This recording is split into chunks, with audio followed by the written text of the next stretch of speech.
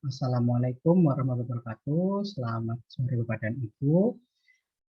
Hari ini saya akan membahas terkait materi dengan judul Strategi Pembelajaran dan Motivasi Belajar. Materi ini disampaikan dipekerti oleh Dr. Syahbudi Said dan saya akan mencoba untuk mempresentasikan ulang materi tersebut. Oke, tujuan utama dari materi ini adalah yang pertama memahami dan mengembangkan strategi pembelajaran. Yang kedua adalah memotivasi diri dan mahasiswa untuk terus belajar. Tujuan khusus pembelajaran adalah untuk menjelaskan strategi pembelajaran di perguruan tinggi, yang kedua menjelaskan motivasi belajar di perguruan tinggi, dan juga menjelaskan tuntutan belajar di perguruan tinggi. Definisi untuk strategi adalah pendekatan secara keseluruhan yang berkaitan dengan pelaksanaan gagasan, perencanaan, dan eksekusi sebuah aktivitas dalam kurun waktu. Lalu pembelajaran adalah proses interaksi antar mahasiswa dengan dosen, antara peserta didik dengan pendidik, dan sumber belajar pada suatu lingkungan belajar. Nah, di sini bisa dilihat Bapak dan Ibu ya, pembelajaran itu ada mahasiswa dengan dosen. Lalu, siapa itu dosen? Dosen itu penjelasannya apa sih definisi dosen? Nah, dosen adalah pendidik profesional dan ilmuwan dengan tugas utama mentransformasikan, mengembangkan, dan menyebarluaskan ilmu pengetahuan dan teknologi melalui pendidikan, penelitian, pengabdian kepada masyarakat.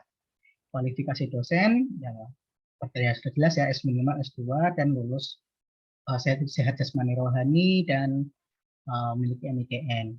Lalu mahasiswa adalah peserta didik pada jenjang pendidikan tinggi. Nah, standar seleksi mahasiswa apa? Yang pertama, kalau menurut dalam kitab Taklim Ilmu Taklim, yang pertama ada kaum, itu cerdas. Kedua hirsun, rajin. Ketiga istibarun, sabar. Keempat boboh atau biaya. Kelima irsadul ustad atau petunjuk guru dosen. Dan keenam adalah tulis zaman, itu sepanjang waktunya. Menurut Zainal Arifin, pembelajaran adalah suatu proses atau kegiatan yang sistematis yang bersifat interaktif dan komunikatif antara dosen atau pendidik dengan mahasiswa atau peserta didik di kelas, dihadiri secara fisik oleh dosen pendidik atau tidak untuk menguasai kompetensi yang telah ditentukan. Nah, menurut Dimyati Dimsyono, pembelajaran adalah suatu kegiatan dosen atau pendidik secara terprogram dalam desain instruksional untuk membuat mahasiswa atau peserta didik belajar secara aktif yang menekankan pada penyediaan sumber belajar. Ini menurut Dimyati Dimsyono. Kalau ini yang lain, secara kesimpulannya adalah pembelajaran adalah suatu sistem instruksional yang terdiri atas beberapa komponen yang meliputi tujuan, bahan ajar mahasiswa atau peserta didik, dosen atau pendidik, metode, media, dan evaluasi yang dapat meningkatkan kemampuan kognitif, afektif, dan psikomotorik agar mahasiswa atau peserta didik menjadi lebih baik dalam komunikasi dan interaksi kepada dosen dan pendidik. Strategi pembelajaran, kita membahas strategi pembelajaran adalah komponen umum dari suatu rangkaian materi dan prosedur pembelajaran yang akan digunakan secara bersama-sama oleh dosen atau pendidik dan mahasiswa atau peserta didik selama proses pembelajaran berlangsung. Ini menurut Dick and Perry tahun 2012. Strategi pembelajaran adalah urutan atau perilaku dosen pendidik untuk dapat mengakomodasi semua variabel pembelajaran secara sadar dan sistematis. Ini menurut Hilda. Lalu strategi pembelajaran merupakan gabungan dari beberapa rangkaian kegiatan cara mengorganisasikan materi pelajaran mahasiswa, peserta didik, bahan peralatan, dan waktu yang digunakan untuk proses pembelajaran dalam tujuan kegiatan pembelajaran yang telah ditentukan menurut Suparman. Dan ini ada lain-lain juga menurut Etin Solihatin dan Damaya tahun 2012-2010. Jadi bisa disimpulkan adalah strategi pembelajaran merupakan suatu prosedur pembelajaran dalam membantu usaha belajar mahasiswa atau peserta didik, mengorganisasikan pengalaman belajar, mengatur dan merencanakan bahan ajar agar tercipta proses pembelajaran yang lebih efektif dan efisien untuk mencapai tujuan pembelajaran. Pentingnya strategi pembelajaran. Strategi pembelajaran itu penting karena sekarang sudah banyak ya metodenya untuk pembelajaran, dan sekarang pun sudah berkembang, semakin banyak berkembangnya ini. Untuk mempertahankan kualitasnya pendidikan kita ini dengan berbagai macam metode, kita perlu adanya strategi agar bisa sangat baik. Nah, jadi pentingnya dari pembelajaran yang pertama, memberikan rumusan acuan kegiatan pembelajaran. Hal yang kedua, mencapai tujuan pembelajaran. Yang ketiga, menarik minat belajar peserta didik. Yang keempat, memotivasi, mendorong, menggerakkan, membimbing, dan mengarahkan peserta didik. Ini ya, Bapak dan Ibu, pentingnya strategi pembelajaran ini. Lalu macam-macam strategi pembelajaran. Yang pertama ada pembelajaran inquiry. Ini adalah rangkaian kegiatan pembelajaran yang menekankan pada proses berpikir secara kritis dan analitis untuk mencari dan menemukan sendiri jawabannya dari suatu masalah yang ditanyakan. Nah, ini biasanya tanya jawab antara dosen dan mahasiswa. Lalu yang kedua adalah strategi pembelajaran ekspositoris. Strategi ini menekankan pada proses pemberian pengetahuan atau materi yang diberikan secara lisan atau verbal oleh dosen kepada mahasiswa yang ingin membantu mahasiswa agar menguasai materi pelajaran secara optimal dan efektif. Karena dalam sistem ini, dosen menyajikan dalam bentuk yang telah dipersiapkan secara rapi, sistematik, dan lengkap, sehingga mahasiswa tinggal menyimak dan mencerna saja secara tertib dan teratur. Ini dosen menjelaskan semuanya secara yang sudah dibuat secara rinci, sudah baik, rapi, sistematis, dan lengkap. Jadi hanya kuliah saja kalau ini. Lalu yang ketiga adalah strategi pembelajaran berbasis masalah. Yang ini adalah strategi yang memadukan beberapa kegiatan pembelajaran yang menonjolkan pada proses pemecahan masalah ilmiah. Strategi ini didasarkan pada psikologi kognitif yang dapat dibebaskan dari asumsi bahwa belajar adalah proses mengubah perilaku melalui pengalaman. Lalu yang keempat adalah strategi pembelajaran kooperatif. Nah, metode ini termasuk dalam rangkaian kegiatan pembelajaran yang dilakukan oleh mahasiswa dalam kelompok tertentu. Jadi kelompok bentuknya. Strategi sistem pembelajaran kooperatif ini menggunakan kelompok kecil terdiri dari 4 sampai 6 orang yang memiliki latar belakang yang berbeda baik secara akademis, agama, atau gender. Atau mode pembelajaran kelompok adalah rangkaian-rangkaian belajar yang dilakukan oleh mahasiswa dalam kelompok-kelompok tertentu untuk mencapai tujuan pembelajaran yang dirumuskan. Jadi ini memberikan proyek ke mahasiswa, memberikan tugas proyek kelompok agar dikerjakan bersama-sama oleh mahasiswa, oleh anggota kelompok mahasiswa tersebut. Nah, sistem penilaian dilakukan terhadap kelompok akan memperoleh penghargaan reward atau penghargaan jika kelompok tersebut menunjukkan prestasi yang dipersyaratkan. Jadi misal minta membuat video secara kelompok, jadi bisa memberikan akan diberikan nilai. Lalu yang kelima, strategi kelima adalah strategi pembelajaran meningkatkan keterampilan berpikir. Strategi ini diterapkan untuk mengutamakan kemampuan berpikir mahasiswa. Materi disediakan berupa membimbing mahasiswa melalui proses menemukan konsep sendiri yang harus dikuasai oleh mahasiswa dengan cara terus-menerus melalui proses dialog dan menggunakan pengalaman mahasiswa.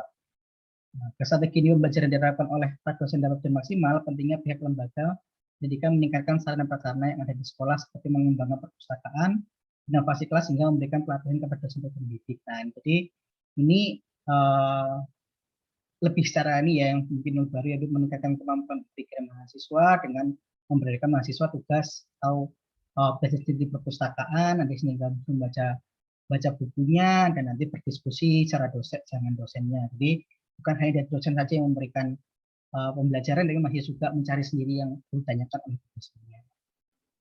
Sehingga mahasiswa bisa meningkatkan keterampilan berpikir.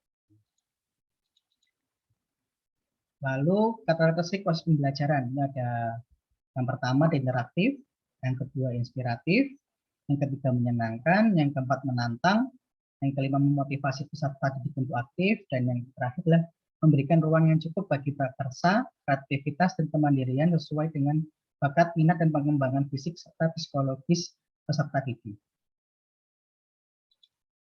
Pembelajaran tadi sudah ya pembelajaran. Nah, pendekatan pembelajaran adalah orientasi atau arah pandang atau cara pandang pendidik dan peserta didik terhadap pembelajaran untuk mencapai tujuan pembelajaran.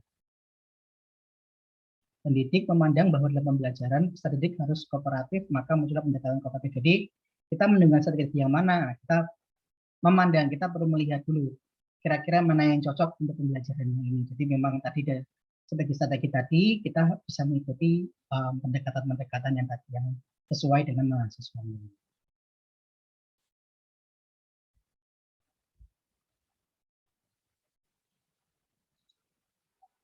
Oke. Nah, ini juga tentang untuk pembelajarannya, jadi dosen juga perlu nih membuat modelnya di proses belajar atau gambaran pembelajaran strategi dari awal sampai akhir pembelajaran yang ditandai dengan langkah-langkah spesifik. Yang berikutnya adalah metode pembelajaran, adalah cara pendidik menyampaikan atau memfasilitasi peserta didik untuk memperoleh pengetahuan dan atau keterampilan tertentu atau cara yang untuk mengimplementasikannya. Jadi tergantung nih metodenya bisa disesuaikan dengan kegiatan nyatanya. Misal pengamatan, eksperimen, ceramah, dan lain-lain.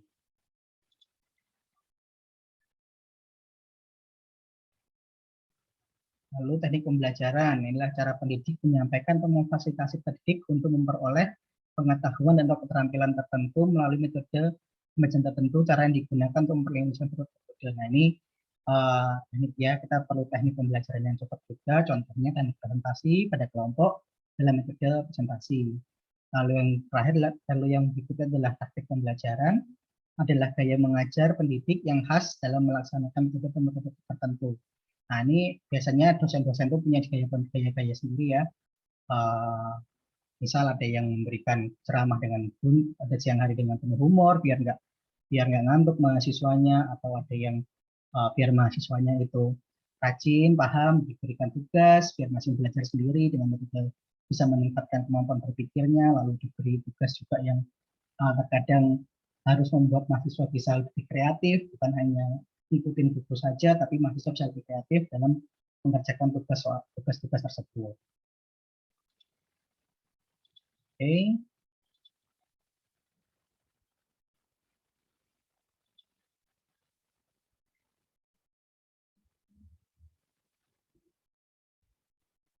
Nah, lalu menurut Bloom dan Cartwell, mahasiswa itu standar mahasiswa itu harus punya 3, yaitu kognitif, psikomotor, dan afektif.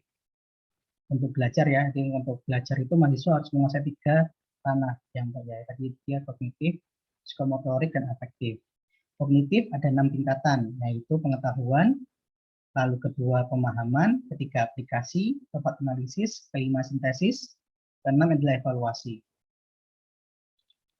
Lalu psikomotor ada 5 tingkatan, yaitu peniruan, anak kecil ya, TK, SD adalah meniru, lalu 2 adalah penggunaan, yang ketiga ketepatan, yang 4 perangkaian, dan kelima adalah naturalisasi. Jadi seharusnya mahasiswa itu dalam belajar, kalau misalnya ada sering mengerjakan tugas, tingkatan terakhir mereka sudah bisa bergerak secara wajar, jadi nggak usah ketika ujian dan sering kasih tugas, ujian udah tahu nih, oh gini-gini cara mengerjakannya, sehingga ketika ujian lebih baik.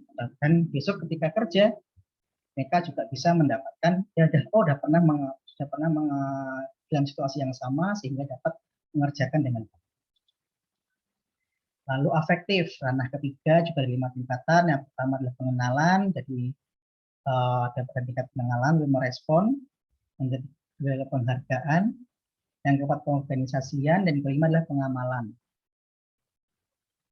Di tingkatan ini pengenalan, jadi pertama ingin tahu dulu, oh ada atau ini ada untuk substansi. Lalu merespon, jadi dia ingin berpartisipasi, jadi dia mengerjakan tugas, aktif di kelas. Penghargaan, jadi mendapatkan menerima nilai-nilai, didapatkan nilai, oh nilainya bagus, dapat dinilai. Lalu pengorganisasian dan pengamalan, jadi mereka sudah bisa menjadikan nilai-nilai ini sebagai bagian pola hidup mereka. Nah, contohnya ini biasanya kalau udah kerja ya, akuntan-akuntan itu akan ya mungkin sedikit konservatif dengan hidup mereka.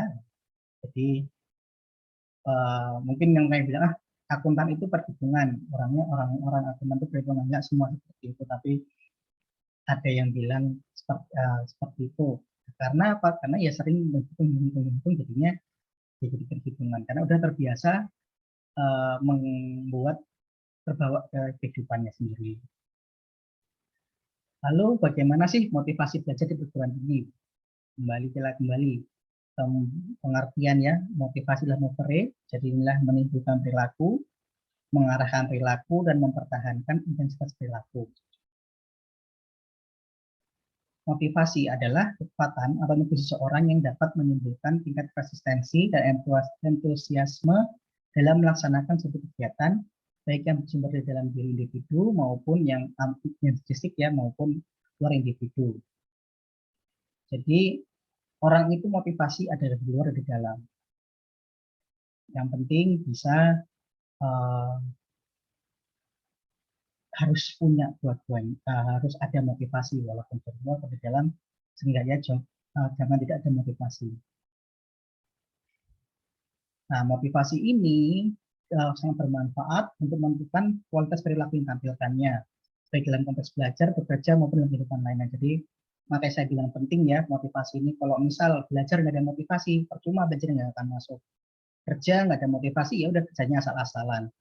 Dan lain-lainnya pun kalau nggak ada motivasi ya gitu-gitu aja, nggak ada kan nggak ada hasilnya, itu kurang hasilnya.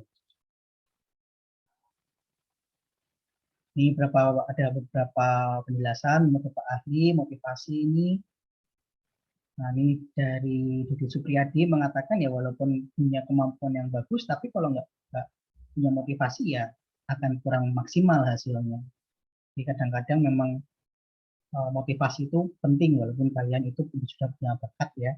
Misalnya ada yang jenius atau bagaimana, ataupun punya bakat, punya pinter, rajin, bawaannya memang rajin, tapi kalau nggak ada motivasi untuk dari tempat tertentu ya akan kurang.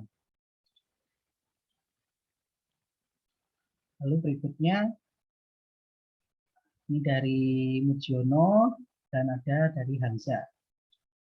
Dari hari-hari bisa kita simpulkan motivasi belajar merupakan sesuatu dorongan internal dan eksternal kepada siswa-siswi yang memberikan semangat, perhatian, kemauan, keinginan dan cita-cita untuk belajar guna untuk mencapai tujuan diinginkan.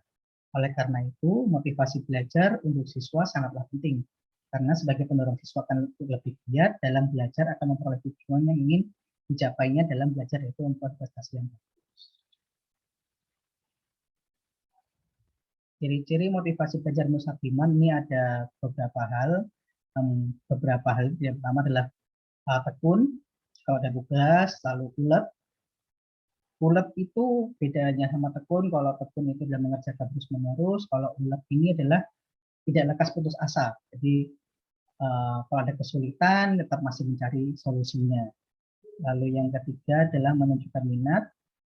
Yang keempat adalah lebih senang kerja mandiri. Yang keenam cepat bosan, ada bentuk-bentuk kesalahan rutin, jadi dia pengennya hal yang baru. Lalu keenam adalah dapat mempertahankan pendapatnya, dan yang ketujuh tidak mudah melepaskan diri ini. Dan terakhir senang mencari dan memecahkan masalah soal-soal. Nah, lalu kadang-kadang kita berpikir tadi itu, mahasiswa itu kenapa sih kita sudah memberikan kuliah, tapi hasilnya rendah ya? Mungkin prestasi rendah itu dapat diakibatkan karena satu, belum menguasai pengetahuan keterampilannya. Dua, sifat atau struktur tugas yang sulit atau tidak menyenangkan. Yang ketiga, konsekuensi negatif pelaksanaan suatu tugas. Jadi misal ada konsekuensi negatifnya kalau nggak mengerjakan tugas, nilainya langsung nilai tidak pasti E nilainya. Lalu yang keempat, jarang berlatih menggunakan keterampilan tersebut. Jadi misal hanya dikasih materi saja, tapi tidak berlatih, kurang berlatihnya, sehingga mahasiswa ini kurang memahaminya.